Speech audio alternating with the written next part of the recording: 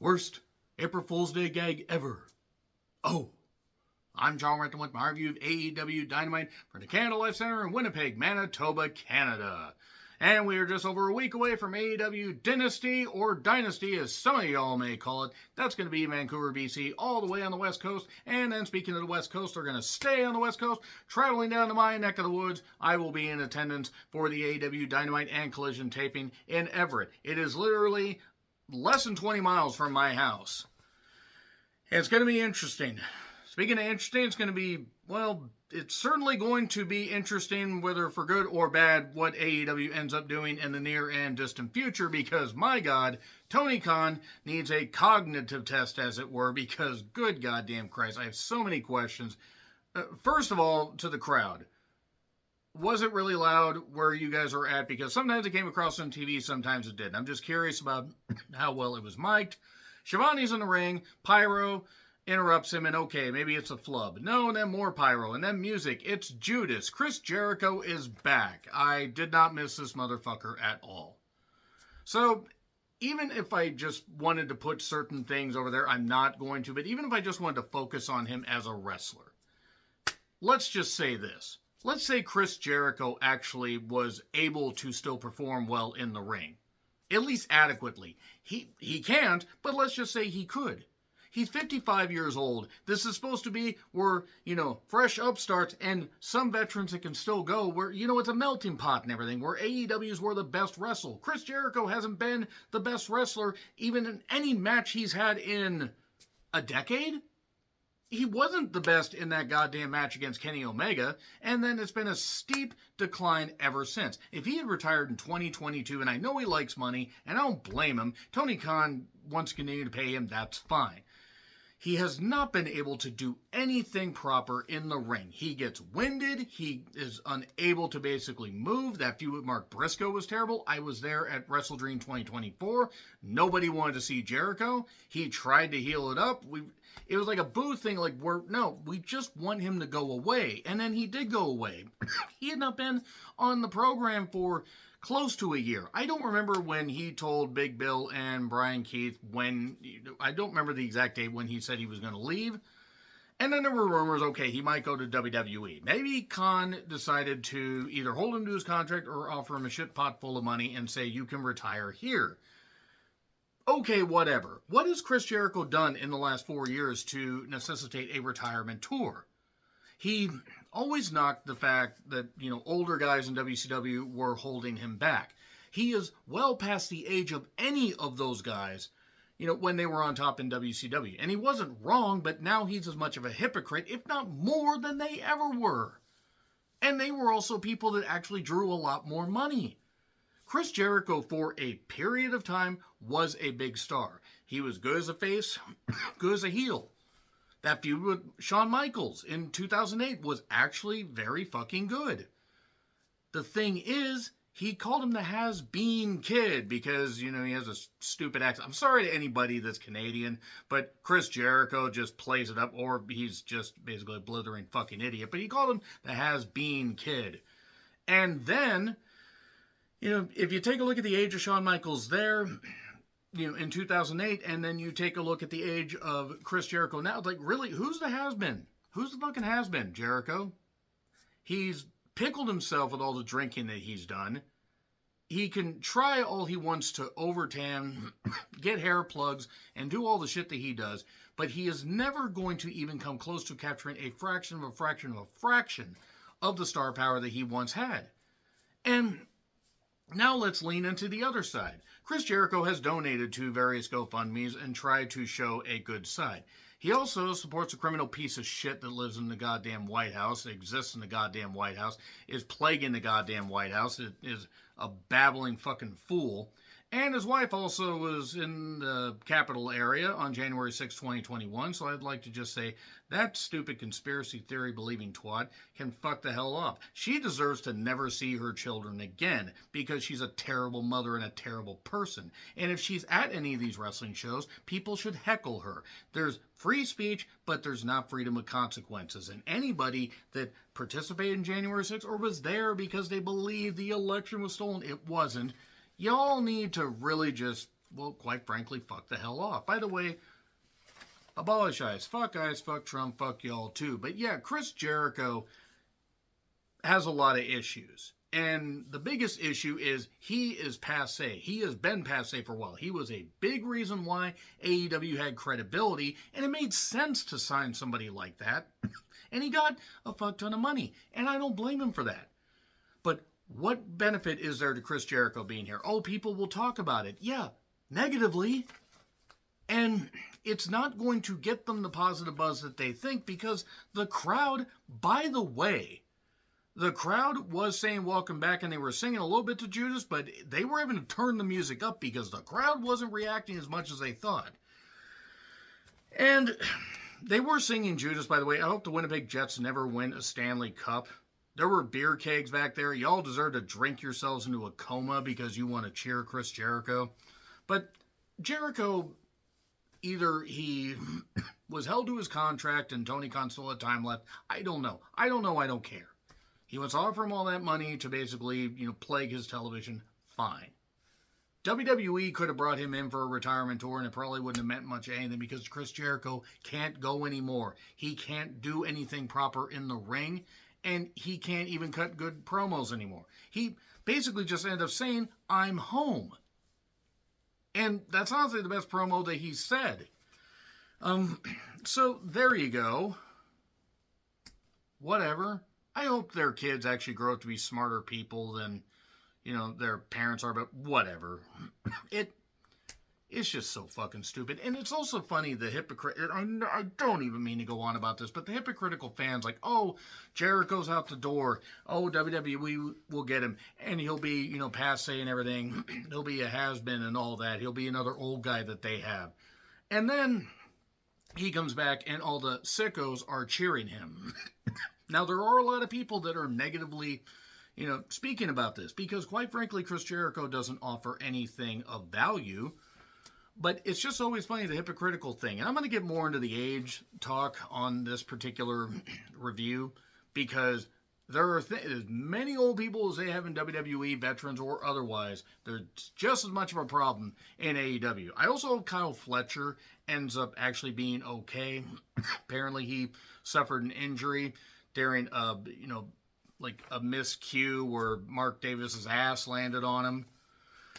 I really hope he's going to be okay. I hope maybe just with a little bit of rest and a little bit of precaution, Kyle Fletcher will be okay. But Jericho does that and whatever. Now, by the way, the contract table and everything is still in the ring. But then suddenly we cut backstage and Will and Moxley are having a brawl among all those beer kegs. And then Yuta gets tossed into the beer kegs. They should have shoved him in one of the beer kegs and then put him over Niagara Falls. I don't care if Niagara Falls is nowhere near Winnipeg. Find a way to goddamn do it. Shut up, Shafir. Shut up. You offer nothing of value. You are a pathetic, goddamn, worthless wrestler. I don't care if she can beat the shit out of me, but she is not any fucking good. And more on the Death Riders. The Death Riders have basically caused me to just give up on anything they're involved in. MJF and Omega have a contract signing, and Omega got a pop. He's over. He doesn't look healthy. He doesn't sound healthy. Trust me, I know about, not sounding the best and everything, but here's the thing. I'm just a regular guy. I'm not a professional athlete. And they both sign quickly. Omega talks about rehearsing promos. That's laughable. How the fans are still behind him, and maybe he needs to be the god of pro wrestling to smite the devil. He kind of said that before. And we need to strike you down. MJF knocks Canadians for apparently having milk in bags. I've never been to Canada, so I don't know if that's actually true.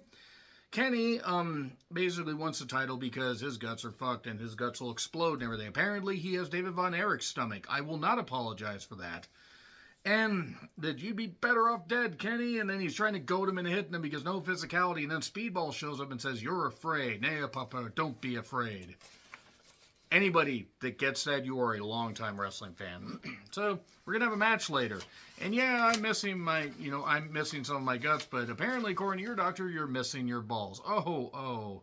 MJF then, by the way, is playing up the U.S., the American hero thing in this economy. Don't know if I do that, but whatever. Omega, Brody King, and Jack Perry, by the way. Omega's already conveniently out there for the first match. So you have Omega, Mr. Fuckeyes himself, Brody King, and Jack Perry against The Demand. Bishop Khan, who's about the only one that they could feature out of that. Toa Leona, who's fine in a tag team. And noted fucking idiot Ricochet. And I'm going to call him noted fucking idiot because he was better when they put a mask on him as Prince Puma and he didn't fucking speak. He shouldn't be getting death threats. Him and Sam shouldn't be getting death threats. But he also needs to realize that nobody really likes him because he's a fucking idiotic douchebag. He did, by the way, praise the New York City mayor. Good for him. Still a fucking idiot. So anyway, 26 to 27 minutes into the show, we have the first match. And if I knock WWE for it, I'm going to knock AEW for it. There is a hot and cold thing to do. You don't need to go right into the match, but you also don't need to necessarily wait about a quarter, of the, well, no, half of the quarter of the show, actually, I was about to say. I was going to say a quarter of the first hour, but no, that's wrong. Rick Knox is the referee. Rick Knox needs to be fucking canned. I don't advocate for people to not have an income, but you cannot tell me that Rick Knox being off of this program would actually, be anything other than a benefit. He's a terrible referee. Thought, guys, this whole thing went way too long. It seemed like it should have stopped about 5 different times. Ricochet can do athletic shit, so he needs to shut his goddamn bald-ass mouth and just do that. And Brody took out Toa Leona by smashing into the timekeeper's table. I hate Rick Knox, is what I noted. Rick Knox is the worst referee that has existed in 40 years of, the 41 years I've watched wrestling. The worst referee. One Wing Angel pinned Ricochet. The match was what it was. It was a typical, 6-man match. Willow has an open challenge for Collision tomorrow. This is a spoiler, by the way. Collision's already been taped. It's Sheeta. And I'm glad to see Sheeta back. Front ain't bad either. In all seriousness, I'm all for Sheeta coming back since Tony's going to be out for a while, either burnout or whatever it is. And good. Sheeta's actually one of the examples of bringing talent over from Japan that's actually good. Don't bring Riho back. For the love of God, don't bring Riho back. Why do I fear she's going to be at the show I'm going to be at, and then I'm going to have to leave the room because I can't stand her as a wrestler because she's not a fucking wrestler. Anyway, so Copeland and Cage are interrupted by Renee, and people are getting in their way, and they need to take them out with chairs, and Christian Cage almost took out Renee. I would have bought every shirt of his on Shop AEW if he had done that, because Renee doesn't tell her husband he has really bad instincts. But then Trent and Rocky were in FTR's locker room and got beat up. Rocky's fine, but what Trent's worth, nothing. He's not worth the contract that he's been getting. He spent more time on the goddamn bench than he's, spent in the ring. At least in his AEW run. And he also, believes in Jordan Peterson's words and other shit, so he can go fuck himself. Ospreay and Pac had a jump start. Okay. Ospreay has a bad neck. Him and Pac have built up this little thing. Okay, he wants to take out Death Riders. Fine. All right, we've got this. And we do a brainbuster on the goddamn ramp.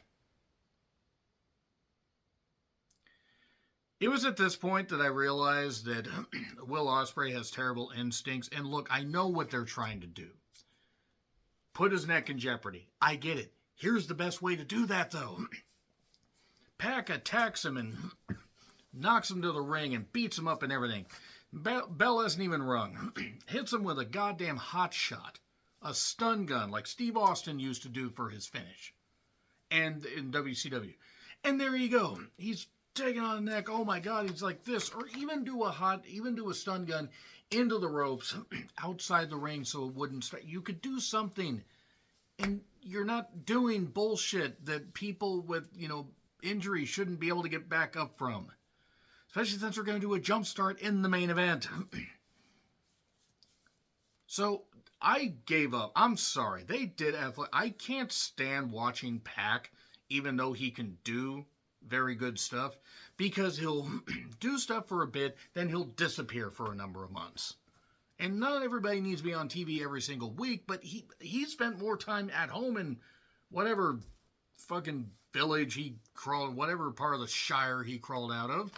And there you go. So basically, Pac did stuff. He got a brutalizer that went on for about 8 million years. We've gone through 2 breaks, by the way. And then Will teases a foot, on the rope, and then suddenly rolls him up. 1, 2, 3. 20 minutes of this. Again, I get what they were trying to do, but you should have done that. That should have been just a fucking angle. Start a match and go 5-something minutes, and then do the brainbuster thing on the goddamn ground. And oh my god, Ospreay's down. It's a referee stoppage or something. Instead, whatever. Have I mentioned, by the way, we get a beat down from the Death Threats. Have I mentioned that Yuta and Garcia are 2 of the biggest wastes of space on the goddamn roster?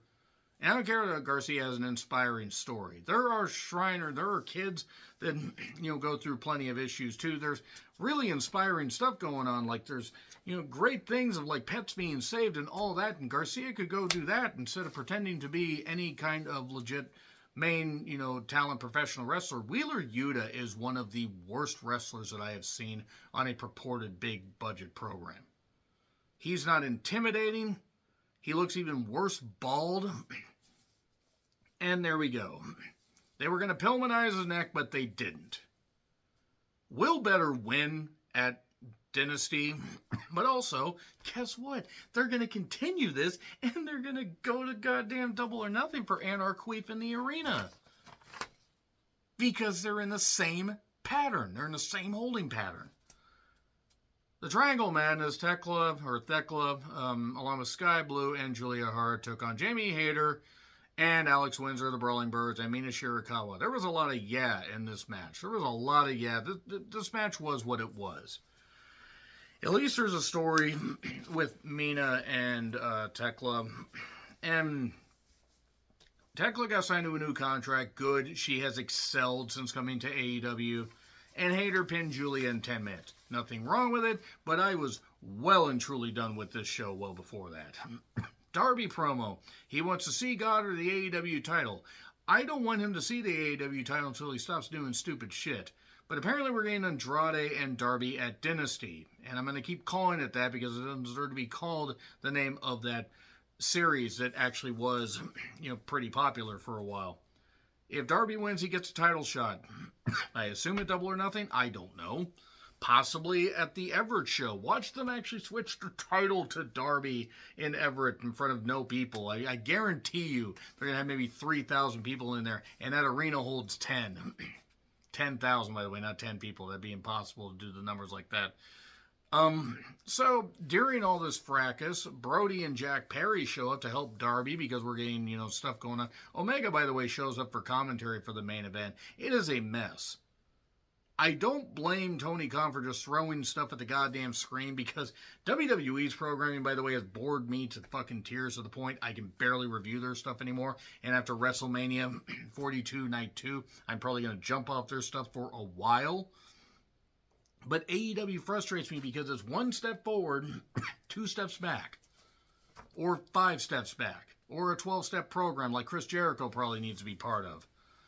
So MJF and Speedball had Omega on commentary, and Omega does not sound good. I hope he's okay.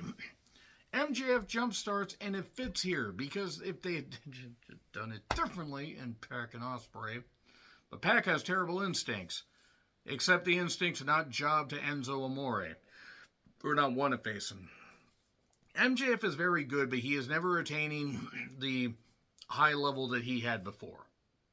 That feud with Chris Jericho didn't do him any favors, but whatever. The stuff with Adam Cole was over, but then he got hurt, and then he came back, and they don't know what they're doing with any of this stuff. MJF being patriotic just to, heal it up and everything. I don't mind Speedball in a 10-minute match. I don't like Speedball in a 20-minute match. And with the powerbomb on the knee, Speedball, if he's ever the world champion, then I don't know what this company's doing. And not even anything against him as a person. He seems like he seems very nice. Very nice. But anyway, Speedball kicked and did a bunch of stuff and, got a few roll-ups. MJF mocks Kenny. Speedball hits a moonsault outside. We come back with 6 minutes left. The double knees on the apron. Why? Stop doing the apron spots. And then a Snapdragon suplex, and then we got, the finish, the double knees and everything. 1, 2, foot on the rope. Okay, smart. Knees on the apron. Knees this time miss. They smash in the apron. Tombstone on the apron. Heat Seeker. 1, 2, 3. Aftermath has a little bit of a beatdown. Omega runs there, and MJF runs off. Here's the thing: if they couldn't have physicality, why didn't he go to him to hit him? Whatever, it's fine. I don't care. It's fine. So yeah, that is it for AEW Dynamite. Apparently, Collision was not only taped, but is tomorrow. I'm going to be doing something else. I'm going to either just be watching the drama that we're supposed to save for our mama, according to late era WCW Booker T. But I'm going to be doing something else. I'm going to review Dynamite next week. I'm going to review Dynasty. I'm going to review Dynamite, the one I'm going to. And might even actually review the Collision since it's taped, but I will have been there. After that, guys, I really think that, well, actually, now that I think about it, Collision might have to be at a different time. But I'm reaching the end of my patience with reviewing a lot of modern wrestling. So, once we're done with Mania Week, probably going to ease back. I'll review the big TV specials for AEW. I'll review the pay-per-views if I feel like it, but we're almost 7 years into this project. I mean, yeah, they technically started as a company in early 2019. But their first show was Double or Nothing 2019. We're coming up on almost 7 years. And there are people that should not be featured that have been featured for a good chunk of that. And we're back to square one because of stuff like Chris Jericho. There are things that need to move and fast and things that need to be taken care of. And I don't think Tony Khan is capable of understanding that. If you always keep what you always keep, you're never going to grow beyond what you got. I don't think that's how the saying goes, but whatever. So agree, disagree, what I said, like, share, subscribe, Twitter, Letterboxd, Blue Sky handles in the description. I'm John Ritlin, and until we revisit the wrestling ring again, happy trails to you.